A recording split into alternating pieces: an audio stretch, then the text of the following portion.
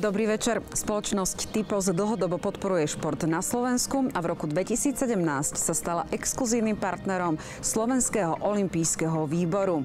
Výraznou mierou plánuje podporiť olympionikov na zimných olympijských hrách 2018 v Pjongčangu.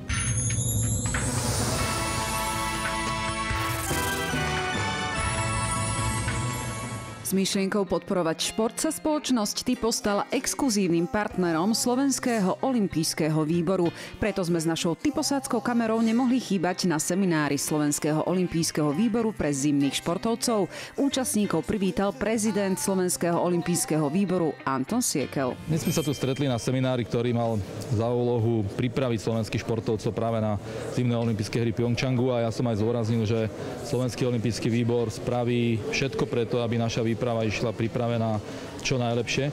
A potom už budeme držať palce našim športovcom, preto lebo je to šport a potrebujeme trošku športového šťastia a potrebujeme, aby v jeden deň všetko zapadlo do seba a my musíme urobiť všetko preto, aby na ten deň boli naši športovci pripravení čo najlepšie. Exkluzívne partnerstvo si váži aj samotný Slovenský olympijský výbor. Veľmi sa tešíme z tejto spolupráce, ktorá vlastne aj nadväzuje na predchádzajúce roky a môžem povedať, že spoločnosť Typos vnímame ako nášho najvýznamnejšieho partnera. A nielen preto, lebo je to dlhodobý podporovateľ športu, ale aj preto, lebo spoločne máme rozpracovaných viacero ďalších projektov v rámci slovenského športu, nielen olympizmu, takže očakávame od tejto spolupráce, že bude pre obe strany veľmi výhodná. Na seminári prednášal aj olympijský víťaz Matej Tóth ako predseda komisie športovcov. My si veľmi ceníme každého partnera, ktorý do športu investuje peniaze. Myslím si, že Slovenský olympijský výbor má už dnes takú marketingovú silu, že je to naozaj partnerstvo. Ja sa teším, že táto spolupráca trvá už v podstate ďalší olympijský cyklus, ďalšie obdobie a pevne verím, že sa to pôjde ďalej, lebo Typos je viac menej taká značka dlhodobá, slovenská. Teší sa na zimné olympijské hry?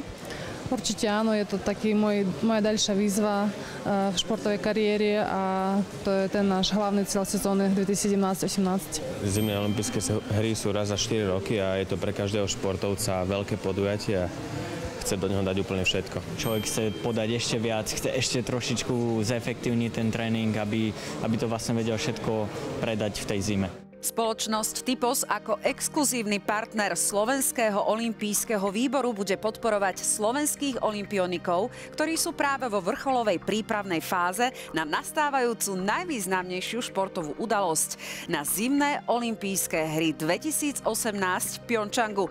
Našim športovcom, ktorí budú na zimnej olympiáde hájiť farby Slovenska, prajeme veľa šťastia. A teraz si pozrite zaujímavú anketu.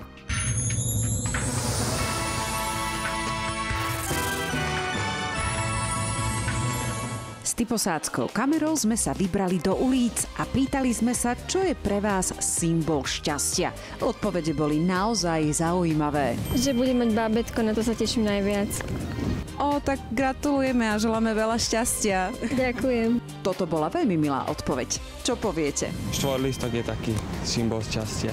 Niektorí ľudia sa na symboly či talizmany pre šťastie nespoliehajú, napríklad ako táto sympatická slečna. Väčšinou mám v živote ja šťastie sama a nemám všeobecne nejaký talizman. Spolieham sa skôr na tie moje skúsenosti.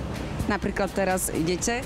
Idem z maturity, takže už som úspešne zmaturovala, takže som šťastná, nemala som tiež žiadny talizman. Sovičku. Áno, ja som sovička, aj som v podstate taká, že chodím neskoro spávať. Symbol šťastia je mať Božiu prítomnosť. Pre iného sú zase symbolom šťastia práve šťastné čísla. Osmičky, 8-8.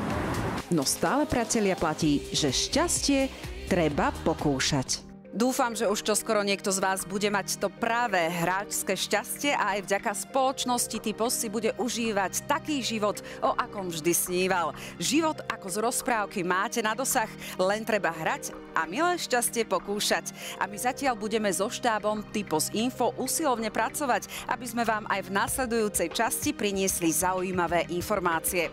Dovidenia.